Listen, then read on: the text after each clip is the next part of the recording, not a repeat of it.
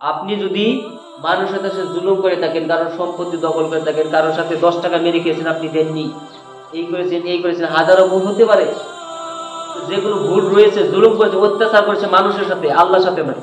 আল্লাহর সাথে যেগুলো ভুল করেছেন ওগুলো আল্লাহ যে ইচ্ছা করে সব মাফ করে দিবে। কিন্তু মানুষের সাথে আপনার যেটা লেনদেন, এটা যদি ভালো না থাকে, মুহাম্মদ রাসূলুল্লাহ সাল্লাল্লাহু আলাইহি ওয়াসাল্লাম সাহাবীদেরকে বললেন, সাহাবীরা তোমরা কি বলতে পারো যে পৃথিবীর ভিতরে সব থেকে গরিব মানুষকে?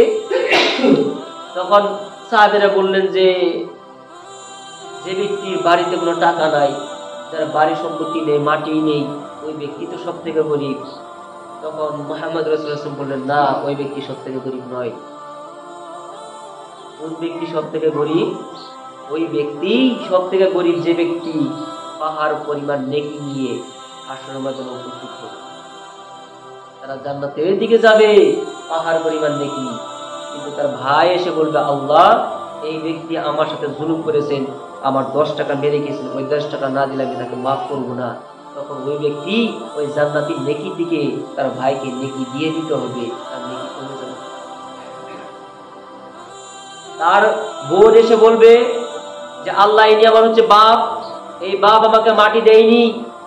তখন আল্লাহ সুবহানাহু ওয়া তাআলা তার মেয়েকে, যে মাটির হক ছিল, ইসলামের যে বিধান ছিল যে 3 ভাগের 1 ভাগ তার মেয়েকে দিতে হবে, ওই যে অংশ দেয়নি, পান তামুল খাওয়িয়ে যে তার মেয়েকে পাঠিয়ে দিয়েছে, যেখানে মাটির দাম হয় 3 লাখ টাকা, তার 10,000 টাকা দিয়ে যে বিদায় দিয়ে দিল, ওই যে মাটি কম দিল, ওই মাটি ওই দিন ওই জলাভূমির উপরে দাঁড়িয়ে তাকে দিয়ে দিতে হবে।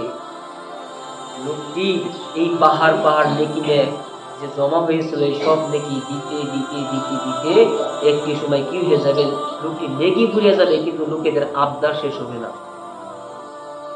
নেকি ফুরিয়ে গিয়েছে, আবদার শেষ হয়নি। তখন আল্লাহ সুবহানাহু ওয়া তাআলা যে ব্যক্তির সাথে জুলুম করেছিল, যে ব্যক্তির হক মেরেছিল, ওই ব্যক্তির পাপ নিয়ে একে দিয়ে একে জাহান্নামে ঢুকিয়ে দিবে। আর যে ব্যক্তি গুনাহগার ছিল, পাপ ছিল, তার নেকি ছিল না, ওই ব্যক্তিকে তার নেকি দিয়ে আপনার জান্নাতে ঢুকিয়ে দিবে। জাহান্নামে যাওয়ার কার কথা ছিল, আর জাহান্নামে যাবে কোন ব্যক্তি, চিন্তা করে। তখন আল্লাহ নবী বলছেন যে এই যে লোকটি দেখলা না, নেকি নিয়ে গেল, জান্নাতে যাবে, কিন্তু এই ব্যক্তি সব নেকি শেষ হয়ে গেল। এই ব্যক্তি থেকে গরিব আর কেউ হতে পারে বলো তো?